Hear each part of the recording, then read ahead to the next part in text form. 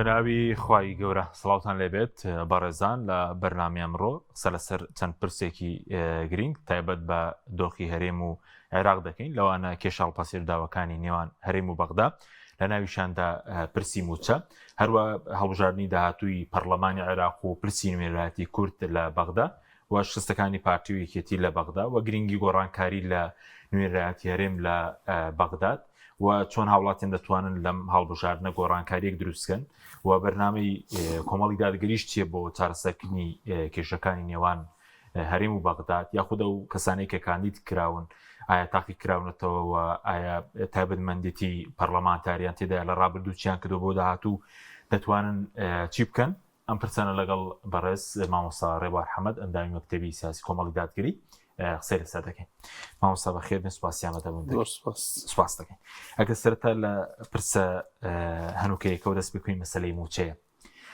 دەمێکی کێشەی موچە لە بینی هەرێم و بەغداد هەیە، ئێستا موچە خۆران موچەی مانگی حوتیان وەرگرتووە، باز دەوێت ئەمڕۆژ ڕەزامەندی دراوە موچەی مانگی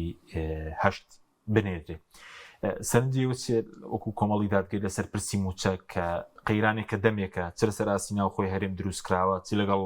بەغداش ئەم کێشەیە هەیە و موچە خۆران تێیدا بوونەتە قوربانی. بەناوی خوای گەورە و میهرەبان، زۆر سپاس کا حەکیم. خۆت زانی تەمان بابەتی گرفتی موچە گرفتێکی کۆنەوە چەند ساڵە بەردەوام دووبارە دەبێت و موچە خۆرانیش لە هەرێمی کوردستان بوونەتە قوربانی. ئێستاش گرفتی موچە چارەسەر نەبووە، ینی بەداخەوە تەمان حکوومەتی هەرێمی کوردستان یاگە ڕوونتر بڵێین بڕیار بەدەستانی هەرێمی کوردستان ئەگەر بیان ویست بە لە ماوەکانی ڕابردوو دەیانتوانی ئەو ئیتیفاقی ئێستا کردویانە چەند ساڵ پێش ئێستا بیکەن، هیچ شتێ نەگۆڕاوە. یعنی ئەوە نەبێت کە حکوومەتی هەرێمی کوردستان زەرەری گەورەی بە فەرمانبەرەکانی گەیاندووە و مافی موچە خۆرەکانی خۆی خواردووە، مافەکەیان خوراوە لایەن لای کاربەدەستانی هەرێم. من پرسیارە جدیەکە ئەوەیە فەرقی ئەمڕۆ دوێنە چی بوو کەم ئیتیفاقی تاکراوە؟ هیچ جیاوازیەک نییە. بۆ ئەو ئیتیفاقی پار نەکرا، بۆ پێرار نەکرا، بۆ 4 ساڵ پێش ئێستا نەکرا، بۆ ئەو کات نەوترا دەستی سۆمۆ نەکراوە، ئیتیفاق نەکرا لەسەر داهاتە ناوخۆیەکان بۆی گرفتی موچە لە هەرێمی کوردستان چارەسەر بێت. من پێم وایە ئێستاش ئەوە هەر شتێکی کاتیە، ئومێدەوارین وانە بێ شتێکی کاتیە وەکو چۆن انتخاباتی ساڵێک بەر لە ئێستای هەڵبژاردنەکانی پەرلەمانی کوردستان بە سەریعی دوو موچە درا و گرفتی موچە پێش انتخاباتەکانی مانگی 11 پێش هەڵبژاردنەکان چارەسەر کرا و دوایش هەموو شتەکان گەڕانەوە پێش خۆیان، ینی کەماکان وەکو خۆی لێ هاتەوە. ئێستا ئێستاش بەدڵ نیایی دروستەوەی بەڕێز بازەکەی لە مانگی دەی ساڵی ڕابردوو دوو موچە درا پێش هەڵبژاردنی پەرلەمانی کوردستان، ئێستاش لە بەردەمەوەی داین کە موچەی مانگەشتون و پێش انتخابات بدرێ و لە بەردەمەوە بەڵام قسەیە لە بینی ئێمە و کاربەدەستانی هەرێمی کوردستان و هاوڵاتیانی هەرێمی کوردستان بێت تێدەپەڕێ ئەو مانگەی کە تێیداین کە کاتی هەڵمەتی هەڵبژاردنە مانگی 12 دێ، مانگی یەکیش دێ، مانگی دووش دێگەر خوای گەورە تەمەنماندا بژین ئەو کاتە بینین کە ینی هەمانە و گرفتانن و گرفتی موچە گرفتێکی بەردەوامە بێ. هۆکارەکەشی ئەوەیە کاک حەکیم، هۆکارە سەرچەکەی ئەوەیە کە کاربەدەستانی هەرێم نایانەوێ ئەو گرفتە چاک بێت، نایانەوێ باشیان بە ژیانی فەرمانبەران و موچەخۆرانی هەرێمی کوردستانەوە نییە و بەتەنگەوە نین کە ژیانی فەرمانبەران چۆنا و چاکە بێ چاک نابێ، گرنگەوەی ئەوان داهاتی ناو خۆیان هەبێ. خۆ پرسیار ئەوەیە ینی ئەوانەی کە ناتوانن موچە بدەن لە ساڵانی ڕابردوو و چەندین موچەی یەک لە دوایەکی کەڵەکە بووی فەرمانبەرانیان لایە سەرەڕای پاشەکەوت سەرەڕای لێبڕین. باشە ئێوە هەموو داهاتە قەبەی ئێستا هەڵمەتوی بانگەشی هەڵبژاردننی پێدەکەن لەکوێ دێ؟ ئێوە ناڵێن ملیۆنان دۆلار ئەو سەدان ملیارەی ئێستا کە بانگەشی هەڵبژاردننی پێەکەن ئیرادەی خەڵکی پێ ئەکڕن لەکوێ هێنن؟ ئەی بۆ پارە هەیە بۆ ئەو شتانی کە خۆیان ئەیانەوێ، بۆ پارە نییە بۆ لە کاتێکدا ئەو پارەی خەڵکە هی هاوڵاتیە و حکوومەت ئەبێ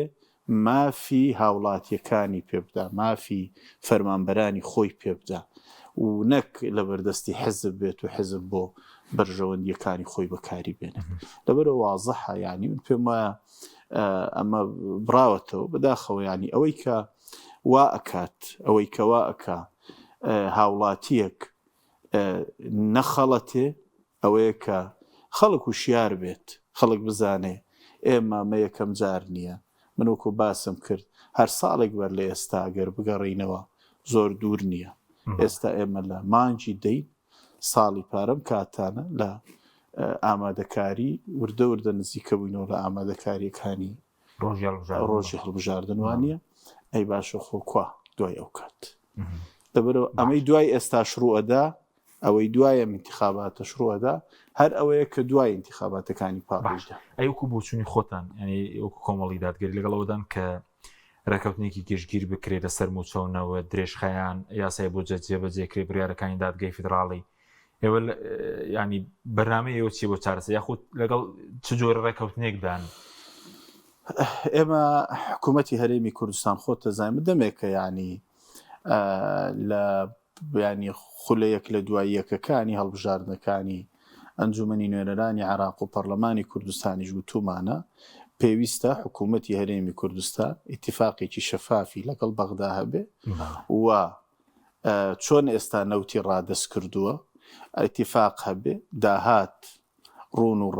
و شەفاف بێ لەگەڵ حکوومەتی ناوەندی و هەرێمیش حەقی خۆی لە بودجەی عێراق وەربگرێ کە لە ناویدا موچەی فەرمانبەرانە ئێمە کاتی خۆی لەگەڵ تەوتین بووین خۆ نەمان شاردەوە بمان تەوتین ئێمە لەگەڵین لەبەرەوەی گرفتی موچە خۆران چاکەکە و موچە ڕزگارەکە لە ململانە سیاسی کە لە نێوان بەغدا و هەرێمدا هەیە بەڵام چێ ڕێگر بوو لە تەوتین هەر کار بەدەستانی هەرێ چێ هەژماری منی کردە بە دیلی تەوتین و تا ئێستاش بە عەمەلی نەبووە خۆ وازەحە ینی حتا ئەوان لە هەڵمەتەکانی هەڵبژاردن یاریان بەهەست و سۆزی هاوڵاتیان کرد لە بابەتی تەوتین و هەژماری من بەڵام نەتیجەکەی دیار بوو کا حەکیم هەموو شتێک محکومە بە نەتیجە محکومە بە دەرەنجام و میلەتی وشیار ئەو میلەتەیە کە سەیری نەتیجەکە سەیری دەرەنجامکە لەسەر دەرەنجام بڕیار بدە ئێمە دەرەنجامی حکومڕانێتی ئەم دوو هێزە لە هەرێمی کوردستان وازەحە دەرەنجامی ئەم دوو هێزە لە دوای 2003 لە مامەڵە لەگەڵ حکوومەتی ناوەندی وازەحە کە ینی خەمی خەڵک و خەمی خاک و خەمی موچە و خەمی چارەسەری کێشەکان نەک خەمی دوو هەموو سێم نییە ڕەنگە هەر خەم نەبێ لای ئەوان خەمی وەرگرتنی چەند سەفیر و چەند وەزیر و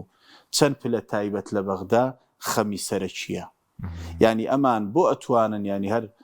چەند هەفتەیەک بەر لە ئێستا ململانێ بکەن لەسەر ژمارەی سەفیرەکان لە حکوومەتی ناوەندی و سەفیرەکانیش برابەش لە بینی خۆیاندا بەشکەن ئەی بۆ ناتوانن گرفتی موچە چارەسەرکەن ئەی بۆ ناتوانن کێشەی فەرمانبەرانی هەرێمی کوردستان چارەسەرکەن بۆ ناتوانن ئەو گرفتە بەنە سەر مەساری ئەوەی لانی کەم هاوڵاتی تۆزانی فەرمانبەر لە هەرێمی کوردستان سیستەمێکی لێکراوە فەرمانبەر لە هەرێمی کوردستان خۆنی هەر موچەی دوا خراپێ پلەی بەرز نەکراوەتەوە لە 2014ەوە چەندین موچەی فەوتاوە چێ پاشەکەوتی بۆ ئەجێڕێتەوە چێ موچەی خوراوی بۆ ئەجێڕێتەوە چێ ئەو حەقی بۆ ئەجێڕێتەوە کە لە دەستی چووە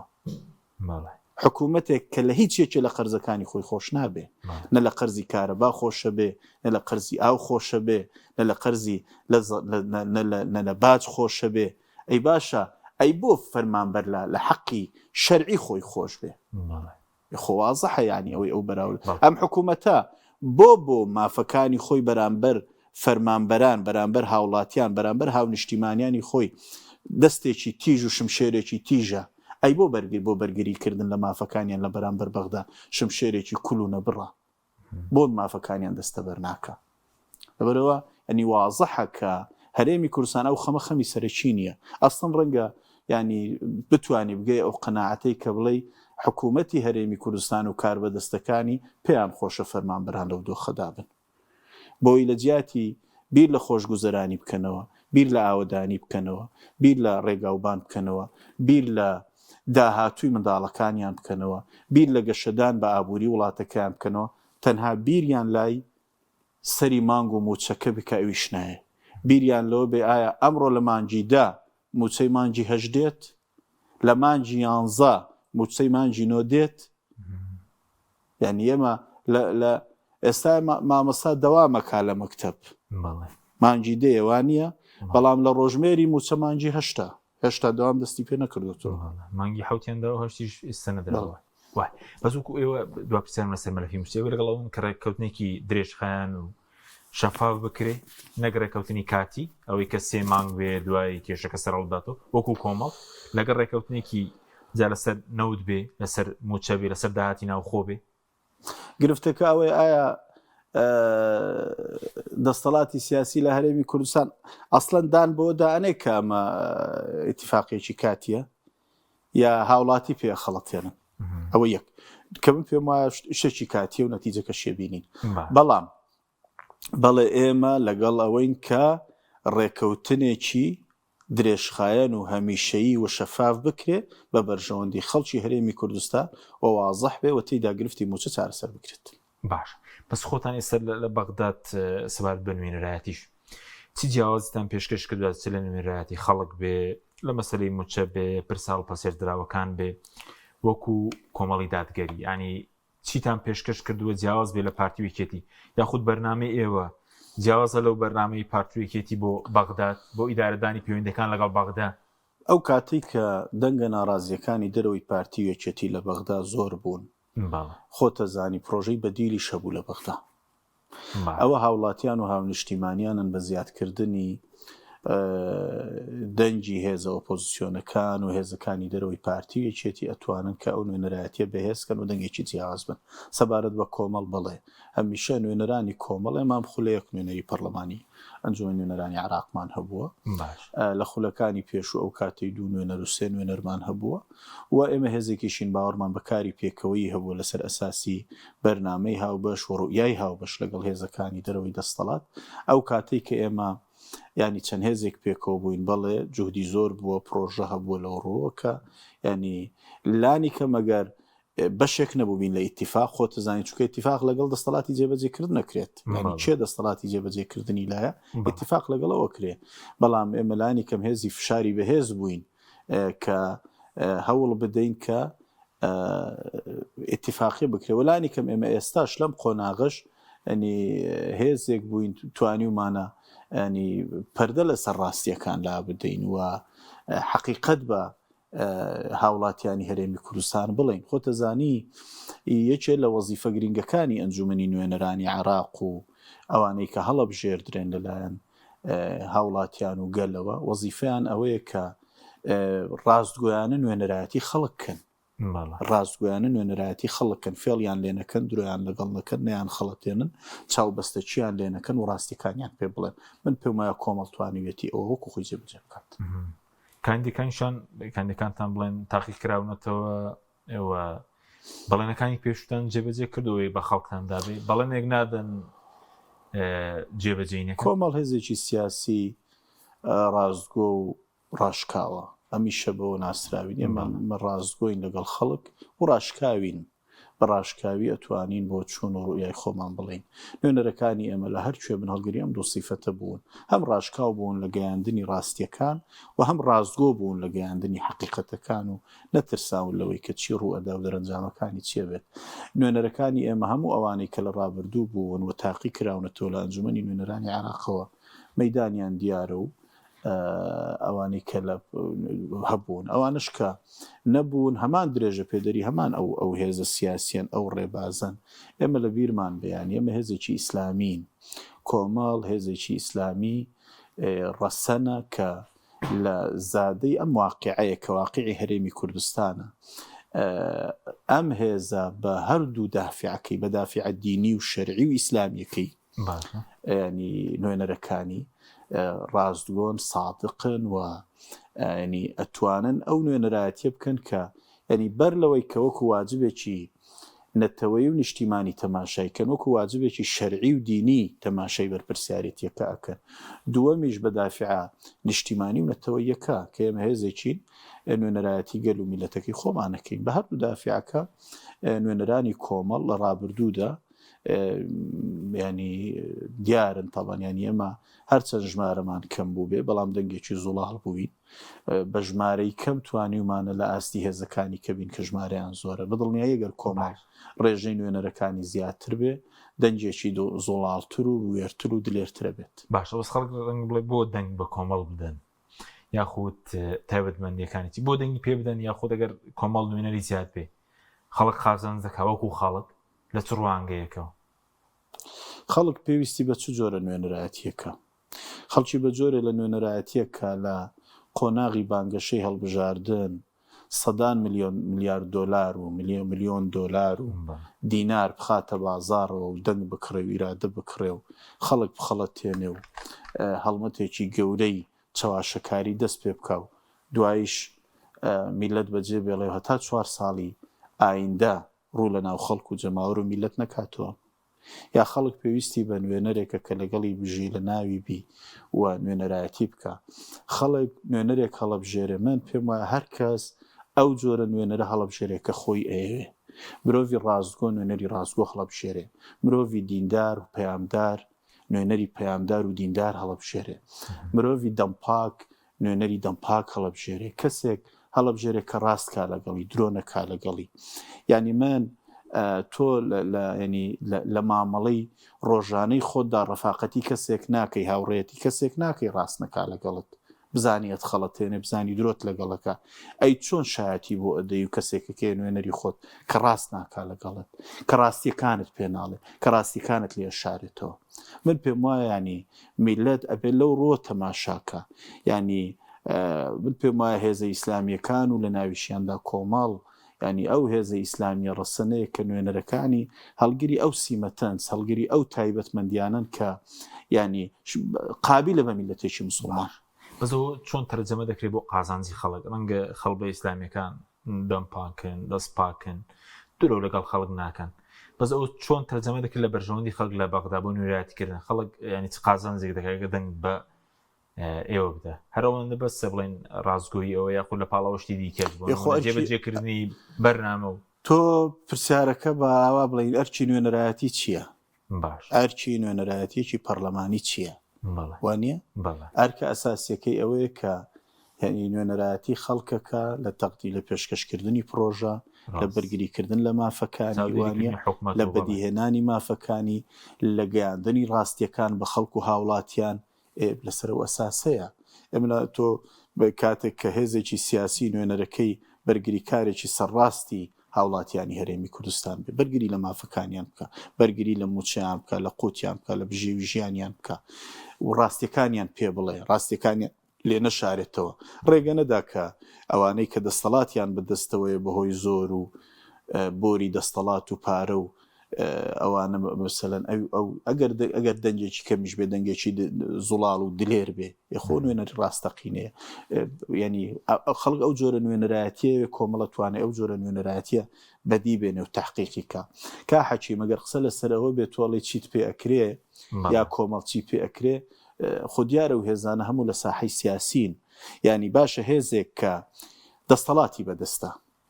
خۆی بڕیار بەدەستە خۆی دەستەڵاتی هەیە خۆی نوێنەرایەتی کردووە خۆی زۆرینەی هەبووە نەیتوانیوە کێشەکان چارەسەرکە ئێستا شعار بەرزەکات تۆ لەگەر من زۆرینە بم چی خۆ تۆ زۆری نەبووی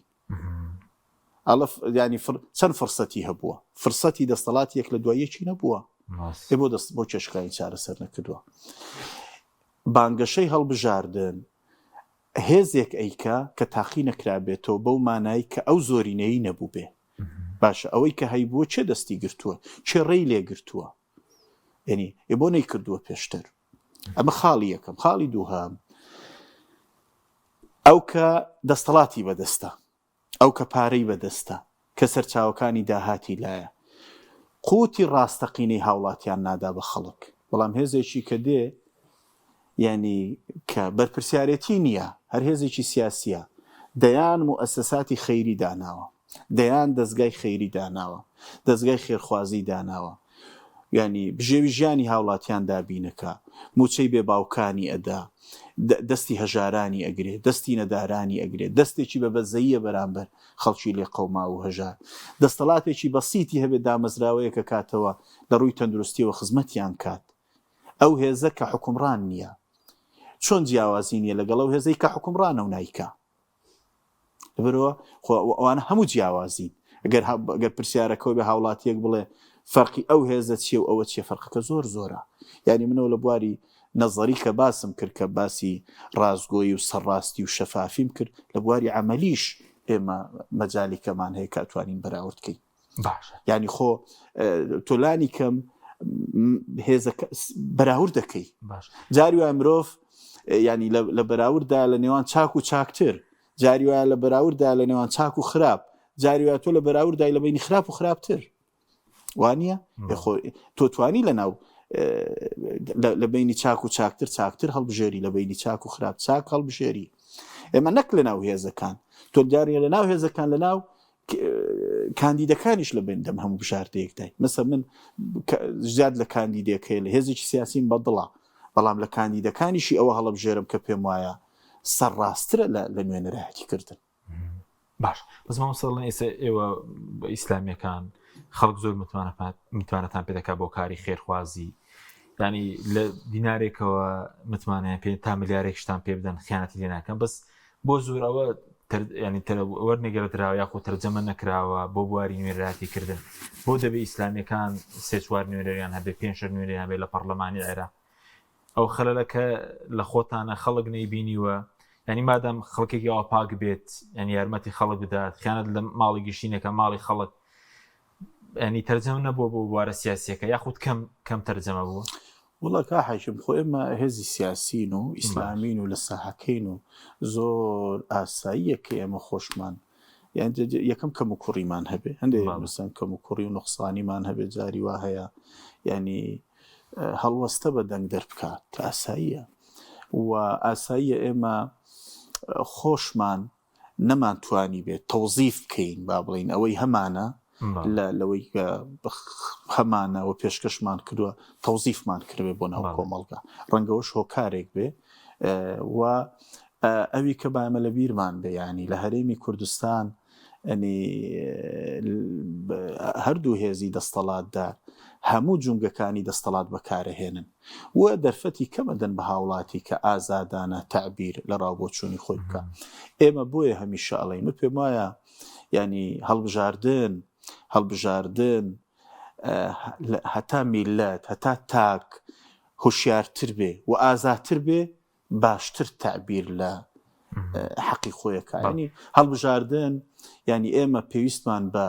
تاچی هوشیار و ئازایە ئازا بێ لەوەی کە بتوانێ تعبیر لە ڕای خۆی بکە بە وشیار بێ کە نەخەڵەتێنرێ بەو مانایی کە بانگەشەی هەڵبژاردن نەی خەڵەتێنێ من یعنی بەڕاستی تۆ بەستا لە بانگەشەدای و هەمومان ڕۆژانە لە سۆشیال میدیا و لە کەناڵە ئاسمانیەکان و لۆکاڵیەکان بانگەشەی بڵین کاندیدەکان و بربژێرەکانی پەرلەمانە بینی ینی هەندێک جۆرە ڕیکلامە بینی بۆ هەندێک مەسەلەن پەرلەمانتاری مەسەن کە لەوێ بووە باشە زەحمەت نەبێ ئەم قارەمانەی کە ئەو ڕیکلامەی بۆ ئەکرێ خۆ 4 ساڵە لەوەیە خۆ 8 ساڵە لەوەیە یعنی هی مەسەلەن اینجا زەحمەت نەبێ دەستەڵاتی لە پشت بووە نوێنەری هێزێکی دەستەڵاتدار بووە نوێنەری هێزێکی دەستەڵاتدار بووە یعنی ئەوە نەبوو نوێنەری هێزێک بێ بڵێ من تاقە پەرلەمانتار بووم هەر ئەوەندەم پێکراوە بڵێ من مەسەلەن نوێنەری هێزێکی ئۆپۆزیسیۆن بووم ئەوەندەم پێکراوە تو کاکە نوێنەری هێزێکی دەستەڵاتدار بووی زەحمەت نەبێ بۆنت کردووە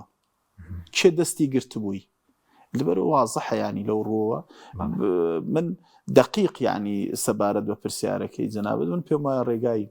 هەڵبژاردن ڕێگایەکە ئەمڕۆ ناسبەی دەرەنجامەکانە گۆڕێن ینی خۆ تۆ ینی لەو خەباتە مەدەنیە نابێ ماندووبی و ئەبێ خۆتە زانی ئێمە یەک لە دوایەکە و هەڵبژاردنانەی کەیکەین هەمیشە ینی بە ئیمکانیاتێکی کەم هەتوو کاکە هەر دەستگا میدیایەکەی خۆت بەراورد کە بە دەستگا میدیایەکانی کە ئەوە هەر حزب سیاسیەکە بەراورد کە بە هێزە سیاسیەکانی کە هەر بودجەی تەرخانکراوی کاندیدەکانی ئێمە بەراورد کە بە هێزەکانی کە لەبەرەوە فەرق زۆرە ینی ئێمە بەم جیاوازیە زۆرەوە ئەچینە ڕکەبەرایەتی و ناشترسین و ئەرچی شەرعی خۆمان و ئەرچی نیشتیمانی خۆمان جێبەجێەکەین هەین لە ساحەکە و ساحە چۆڵ ناکەین و بە نوێنەرێک بێ بە دوو بێ بە سێ بێ هەر ئەوەین کە ئەو دەنگە زوڵاڵ و دلێرە بین کە بووین مەوسمە دڵ سۆزێک کە لە کاری خێرخوازیە خۆ هەمان شتیش لە کاری نوێنەرایەتی هەیە وایە فەرق ناکە هەمان هێز ئەمە سێکتەری کارە تۆ چۆن سێکتەرێکی کاری پەرلەمانیت هەیە سێکتەرێکی کاری خێرخوازیشت هەیە سێکتەرێکی کاری پەروەردەیی و ڕێکخراوەییشت هەیە هەمان ئەو جۆرە خەڵکن هەموو یەک مەدرسە و یەک قوتابخانەیە بەس لە جیاوازەکان بەڕێزت وە پۆلین دەکەی سە بۆ نمونە ئەوان دزی لە داهاتی گشتی بکەن ئێوە لەڕێی خێرخوازانەوە داهات بۆ خەڵک دابین دەکەن ئەوان پەروەردە تێکدەن ئێوە چاکی دەکەن ئەوە جیاوازەکان ئەوە دەبین لە بینی دەسەڵات و هێزێکی وەکو کۆمەڵ یادگەری ئەزانی کا حەکیم خۆمە تۆستا باسی مەسن کەرتەکان کە سەری پەروەردەکە تەماشای تەندروستیکە تەماشا هەر کەرتێک لە کەرتەکانی کەرتە گشتیەکان تەماشاکەی چێ حکومڕانە چێ حکومڕانە چێ بڕیار بەدەستە ئەوەی کە ئیدعاءەکە بەیانی پەروەردە باشکە پرسیارەکە ئەوەیە کاکە پێش 2003 پێش پرۆسەی ئازادی عێراق و ڕوخانی ڕژێمنا کە لە 91ەوە ئەزمموی ئەم هەرێمە دەست پێەکە لە دوای 2003 کە 22 بۆ 23 ساڵ پێش ئێستا چه حکومڕان بووە بۆ کەرتی پەروەردە ڕۆژ لە ڕۆژ خراپترە بۆ کەرتی گشتی لە پەروەردە ڕۆژ لە ڕۆژ بێموتمانەترە بێ بە قوتابخانە نمونەیەکان و ئەهلیەکان و ناحکومیەکان شوێنگرەوەی کەرتی گشتین کە خەڵکی پارەدار و دەوڵەمەند ئەتوانێ منداڵەکانی خۆی بنێرێ و خەڵکی هەژار و نەداریش ناتوانێ مەسەلەن بۆ نەخۆشخانە ئەهلیەکان بوون بە جێگرەوەی نەخۆشخانە حکومیەکان بۆ لەژێر سای ئەو دەستەڵاتە دانیە ئەو دەستەڵاتە نییە کە حکومڕانێتی ئەم هەرێمی کوردستاناکە کە ئێستا ئیدعاەکە کە ینی ئەڵێ ئێمە بنێرنە بەغدا بۆی بۆتان چاکەین باشە ئەیچێ لە پرسیارێک ئەڵێ ئێمە بنێرنە بەغدا بۆی چاچی کەین ئەوانە باشە ئەیچێ لە بەغدا بوو پێشتر چێ لەوێ بوو چێ نوێنەرایەتی خەڵکی کرد چێ بڕیار بەدەست بوو چێ نوێنەرایەتی خەڵکی هەرێمی کوردستانی کردووە لە گفتوگۆکانی بەغدا ئەی ئەو وەفدانە چێ بوون کە 4 ساڵی حکومڕانی پێشوو بەڕێوە بوون و لە بەغدا لە دانووساندا بوون ئەی بۆ پێیان نەکرا ئەڵێ بە ئێمەی بەسپێرن ئەی بۆوان نەسپێردرا بوو بۆ نەیان کرد ینی بەوان دەکرێت ئەی بۆ پێیان نەکرا خۆ دیارە ینی لە قۆناغی داهاتوی کەن یەکێک نەیتوانی بێت لە 23 ساڵی ڕابردوو دابیکە ئەتوانێت لە داهاتوو بیکە بە دڵنیایەوە ناتوانێت درێژەدانە بە هەمان ئەو دۆخەیکە ئێستا تێیدای باش ینی تۆ من پێم وایە ینی هەڵبژاردنەوەی نوێنەرەکانی ڕابردوو بە زۆرینە دەنگدانەوەی بە بێموچەیی بە واقعی کە لە هەرێمی کوردستان بووە بە واقعی لە هەرێمی کوردستان بوو هێشتنەوەی هەمان واقعە لەسەر هەمان ڕیتم و ڕێچکەی خۆی باش بەزەوە چوونی بەرەز دەخولێکیشمان ماوەکەمتر لە دەخولێکی ئەنی جلت لە سەراسیەوەی گەندەڵی باست کرد کە بێموچەی و بێکاری و هەژاری لێ دروست بووە لە سەراسی تێکدانی پەروەردەش اینجا لە سەراسی نەبوونی موسسات و سەراسی شکستی لە بەغدا تووشیەوە بووین لەگەڵ پارتی ویکێدی بە دڵنیاییەوە خۆ واقعەکە لە بەرچاوە واقعی حکومڕانی هەرێمی کوردستان لە بەرچاوە خۆ شەرم لە کەس ناکە و ناشاردرێتەوە یعنی هەر لێک لان شکست نییە ویژ مەسەلەی ئابووری و موچێ لە بۆرەکانی تریش باسم کرد بەتاکید ینی خۆ ئێستا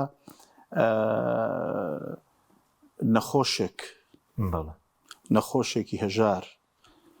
هەر کەسێک ینی سەدا چەندی چارەسەرەکەی لە کەرتی گشتیە لە نەخۆشخانە حکومیەکانە و سەدا چەندی هاوڵاتیان ڕۆژانە ڕوو لە کەرتی تایبەتەکەن لە کەرتی ئەهلیەکەن ئێوانە ئێ باشە ئەی کەرتی گشتی من باسی پەروەردەم کرد بە هەمان شێوە لە هەموو بوارەکانی کەیژیان ینی لە هەمووی گرنگتریانی ئەگەر بچینەوە سەریکا کە تۆ گریمان وڵاتەکەشت ینی بەڵێ نەخۆشخانت کەرتی تایبەتە قوتابخانت کەرتی تایبەتە زانکۆت کەرتی تایبەتە ئەی موچەی فەرمانبەرەکەت ئەی بژێوی ژیانی ئەی داهاتی ئەی ئەوەی کە داهات و سەرۆت و سامانی ئەم نیشتیمانەیە ینی دوو هێزی سیاسی کەمینەیەکی سیاسی لە وڵات دەستیان بەسەرداگرتووە بۆ قوتی خۆیان و نزیکەکانی خۆیانی بەکارەهێنن لە کاتی دەنگدانیشدا ئیرادەی خەڵکی پێ ئەکڕن خاوەنە ڕاستەقینەکەشی کە هاوڵاتیە لی مەحروم کراوە لی بێبەش کراوە و پێی نادرێەوە دەستی پێناگە باشە چەند خولەکێکمان مامۆستا سەبارەت بە بەشداری کۆمەڵ باسیەوەت کە نوێنەرتان باشە و ئامادەکاری باشتان کردووە جگەلەوەش زۆر پرسیار دەکرێت ساڵبژاردننی پێشوو بڵێن وتان دیزاین کراوە نەچوونە پەرلەمان ئەم جارە هەوڵ درراوە و تا ڕادەیە کۆمیسیۆن و لایەنەکان ئاگدار کراونەتەوە بەوەی کە کەمتر بێ خۆ تەزویر هەردەکرێت بەس کەمتر بێ چۆنە ینی کاحەچی ئێمە با ڕاشکاو بین لەو ڕۆوە ئێمە هێزێکی حکومڕان نین هێزێکی سیاسین لە هەرێمی کوردستان هەین لەسەر ئاستی عێراق بەشدارین بە نوێنەرایەتی سیاسیەکەی خۆمان جوهود دەکەین کە کۆمیسیۆن هەڵبژاردنێکی پاککە و هەڵبژاردنێکی پاک و بێگر بەڕێوە بچێت جوهود دەکەین ئەچینە ناوی بەشداری ئەەکەین هەڵبژاردنەکانی ڕابردوو ئێمە ڕاستیمان بە خەڵک وتووە هیچی هەڵەمان نەکردووە ئێمە بە خەڵکی هەرێمی کوردستانمان وت هەڵبژاردنەکان دیزاین کراوە دوایی زیاد لە ئێمە خەڵکی کە باسیەوەی کە دیزاین کراوە ئێمە وتمان ناچینە پەرلەمانێکی دیزاین کراوە ڕازگۆ بووین نوێنەرەکانمان نەچوون و مقاتعی پەرلەمانمان کرد باشە ئەوانەی کە چوونە پەرلەمان ئەوانەی کە مباشەرەیان کرد ئەوانەی کە موچەی پەرلەمان وەرەگرن تا ئێستا چیان کردووە چەند کۆبوونەوەی پەرلەمانیان کرد حکوومەتی نوێیان تەشکیل کرد چاودێری حکوومەتیان کرد ئەرچی سەرشانی خۆیان بەرامبەر بە هاوڵاتی جێبەجێ کرد کۆمەڵ ڕازگۆ بوو کۆمەڵ نەچۆ پەرلەمان تێمە بەشداری ئەو پەرلەمانە ناکەین و هەر کەسێکیش تەمسیلی کۆمەڵەکە لە نوێنەرەکانی کە دەرچووە کە بەشداری پەرلەمان ناکات و ناچێت کۆمەڵ پابند بوو بە بڕیارەکەی خۆی من پێم وایە ئێستا کۆمەڵ لانی کەم ئەوەیە کە ئەڵێ من هاوڵاتیانی کوردستان هاو نیشتیمانی نوێنەرەکانی ئێمە موچەیەکی بێ بەرامبەریان لە پەرلەمانی کوردستان وەرنەگرت نەچوون مباشرە بکەن موچەیەکی بێ بەرامبەر لە پەرلەمانێک وەربگرن کە ڕۆژێک دەوامیان نەکردووە کە پەرلەمانەکان مفاتەحە نەکردووە کە قسەیەکیان نەکردووە ساڵێک کە هەڵبژاردن کراوە حکوومەتێکی کاربەڕێکەر موچەی پەرلەمانێکی هەڵبژێردراوەدا کە بە ئەرکی سەرشانی خۆی هەڵنەستاوە کۆمەڵ لەوە ڕازگۆ بووە ئێمە تێک ناگیری لەگەڵەوەی کە ئێستا بەشداری هیچ تێک نەخێر ئێمە لە عێراق بەشدار بووین جاری پێشوو و نوێنەرمان هەبووە ئێستاش بەشدارین بە پشتیوانی خەڵک و متمانەی خەڵک نوێنەرایەتی خەڵکی هەرێمی کوردستان ڕۆڵی پەرلەمانی عێراقی گرنگترە لە کوردستان ئێستا مەسەلەی موچە چۆتەوێ نازانم یاساکانە زۆر شتی پێ کاکە هەردووکی گرنگی خۆی هەیە خۆ ئەمە بە ڕاستیەکە بڵین ئێمە گلەیمان لە پەرلەمانی کوردستانەوەی کە ڕۆڵی خۆی نابینێ تەنێ پەرلەمانێکی کارە گلەیەکەمانەوەیە پەرلەمانی کوردستان ئەگەر ڕۆڵی خۆی ببینێ هەڵبژاردنێکی پاک و بێگەر کە حکوومەت هەڵبژێرێت چاودێری حکوومەت کە بۆ لەگەڵی نینێمە ئێمە لەگەڵەوەین کە ئەم حکوومەتە بە ئەرچی سەرشانی خۆی هەستێ و پەرلەمانێکی کارا هەبێ کاتێک پەرلەمانێکی دیزاین کراو هەیە هەڵبژاردنێکی ساختە هەیە ئێمە قسەمان لەسەر ئەوەیە ینی ئەگەرەوە لە عێراقیش ڕووبدا هەمان هەڵوێستمانە بێت بەڵام بەشدارین ئێمە ساحەی سیاسی چۆڵ ناکەین کاتی خۆش باسمان کردووە هێزێکی سیاسین ئێمە ساحە سیاسیەکە چۆڵ ناکەین ئەمێنینەوە لەو ساحە سیاسیە و بەرگریەکەین ئەوەندەی توانامان هەبێت ینی ئەرکی سەرشانمانە وەزیفەمانە بەڵێنێکمان هەیە لەگەڵ خوای خۆمان و لەگەڵ میلەتەکەی خۆمان ئەوەندی توانامان هەبێت لە ساحە سیاسیەکە ئەمێنینەوە بەرگریەکەین و یەک نوێنەرمان هەبێ بەقەد ئەوە نوێنەرایەتەکەی دوومان هەبێ بەقەد ئەوە نوێنەرایەتەکەی زیادی بکەن بۆ چاومان لێ نیە ئێمە ینی چاومان لەوەی ئەم میلەتە موسڵمانە خەڵکی دەسپاک و دیندار و سەرڕاست هەڵبژێرێ بیکاتە نوێنەری خۆی ئێمە نوێنەرەکانمان دیارن ینی کە باسمان کرد پێشتر ناگەڕێمەوە سەری ئەسڵ ئەوەیە ینی هێزێکی ئیسلامی ڕەسەن و سەرڕاست کە درۆی لەگەڵ خەڵکەکەی خۆی نەکردووە چاوەڕوانی میلەت دەنگدان ئەرکێکی نیشتیمانی و نەتەوەیدی ئاینیشە پێویستیشە بە مەسەلەی ئاینەوە ینی تۆ کەسێک دەکەی بنوێنەری خۆت بۆ ینی بەڵێ ئەرکێکی نیشتیمانیە ئەرکێکی ئاینیە ئەرکێکی شەرعیە ینی خۆ لە ڕوانگەیەکەوە لە زۆر ڕوانگەوە ئەو مەجالت جێ دەڵم بۆ مامۆستایان بۆ ئەهلی خۆی بە ئەهلی تەخەسوس لەو مەجالە قسە بکە بەڵام ینی هەموو شتێک وەزیفەی شەرعیە ینی تو ئێستا ڕۆژانە دەوامەکەی ئەرکێکی شەرعیە ئەرکێکی شەرعیە کە دەوامی خۆت جێبەجێەکەی خۆکا کە شەرع کورت هەڵ نەهاتووە لە نوێژ و ڕۆژ و زەکات و ئەوانە ینی ئاینی ئیسلام ئاینی ژیانە ئاینی ڕێخستنی ژیانە لە هەموو مەجالەکاندا بۆیە هەر کارێک کە ئەچێتەوە ڕێک و پێک و لە چوارچێوی سیاسی شەرعی ڕێکە خرێتەوە ئەبێتەوە وەزیفەی شەرعی نوێنەرێک هەڵبژێری بەشداری لە چاکە و لە خراپەی زۆر نوێنەرێک دەنێریە پەرلەمان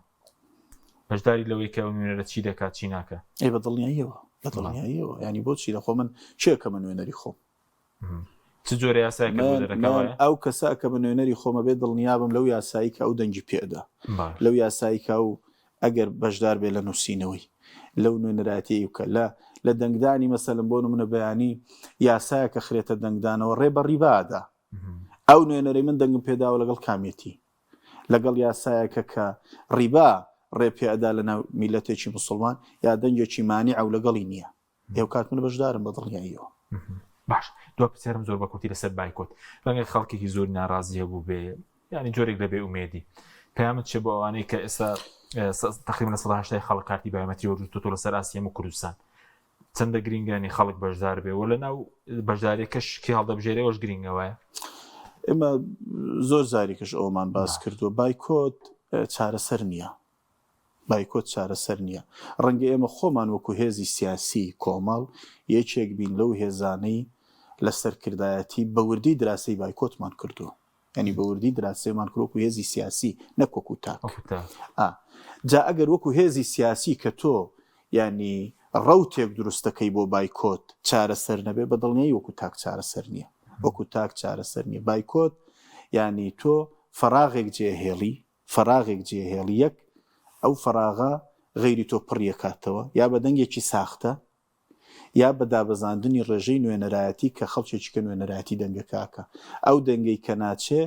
ینی بەدیلەکەی هەیە بەڵام کە تۆ دەی وەکو من باسم کرد خۆ بژاردەکان دیارن ینی من ئەگەر لە نێوان دوو باش بووم باشتر هەڵەبژێرم ئەگەر لە نێوان خراپ و باشێک بووم باشەکە هەڵەبژێرم بژاردت لە بەردەستە بۆیە من پێم وایە ینی بە هیچ جۆرێک بایکۆت خزمەت ناکە و بایکۆت بە پێچەوانەوە ینی هەمیشە ئەزانی چی کاک حەکیم بەم ئاوا جواب دەمەوە ئێمە بەردەوامە بینین کە زۆرێک لە وڵاتانە ئەڵێن سەدا هێزێکی سیاسی ئەڵێ کاکە سەدا هەفتای دەنگەکانی بەدەستێناوە وایە لە کۆی سەدا بیستی بەشدار بووان ئەم دوایی ئیعلانێکە کە بە سەدا هەفتا حکومڕانێتی وڵاتی بردۆ تۆ حکوومەت پێکەهێنێ لە کاتێکدا سەدا بیستی هاوڵاتیان بەشداری کردواتە ئەو هەفتای بیستی هێناوە وایە ئەو 180 کە بایکۆتی کردووە کاتێک کە بەشداریەکە معادلەکە گۆڕێ واتە ئەو هێزێکی کەمینەیە حکومڕانیەکە بەهۆی زۆرینەیە کە بایکۆتی کردووە چەندە پێزانیتان هەیە بۆ ئەنجومەنەکان مەڵبەندەکانی کۆمەڵکە لە هەڵبژاردنەکان دۆست و لایەنگەران زۆر ماندوو بێ بەرامبەر ئەجا ئەرچی سەرشانی ئەرچی قورسی کۆمەڵ هەمیشە لە سەرشانی کادیر و ئەندام و خەڵکە دڵسۆزەکەیەتی بە تایبەتی ئەنجومەنەکانی ڕێخستن و مەڵبەندەکان و پاشان ڕێخرا و مەکتەبەکان و تەواوی کادیر و ئەندامانی کۆمەڵ ئەرچی قورس لە سەرشانی ئەوانە ئێمە ئێستا دەستمان کردو بە بانگەشەی هەڵبژاردن ئێمە هەمیشە ئەڵین خۆشمان تەوان هەر بۆ زانینی جەنابەت کۆی قیادەی کۆمەڵ ئێستا دابەش بووە بە سەربازنەکاندا تەواوی سەرکردایەتی دابەش بووە بە سەربازنەکاندا و بازنەکان دەستیان کردو بە کۆبوونەوە و ئێمە بانگەشەی هەڵبژاردننی ئێمە پشت ئەستورە بە توانای بەشەری بە توانامرۆیی کادیر و ئەندامانمان و پاشخانەی کە هەمانە لە بەسەرکردنەوە و سەردان و ژیان لەگەڵ ئێش و ژان و معاناتی میلەتەکەمان ئەگەر نەخۆیمە خۆتەزانی دەستێکی پڕنین هەتاوەکو ئیرادەی هاوڵاتیان بکڕین ئێمە وەکو باسم کرد دەوڵەمەندین بە توانای مرۆیی و چاوەڕوانی پشتیوانی خەڵکی. سپاس دەکەم مەکتەبی سیاسی کۆمەڵ سپاس دەکەم. سپاس بینەرانی بڕە، سپاس باوکارانم، خواتان.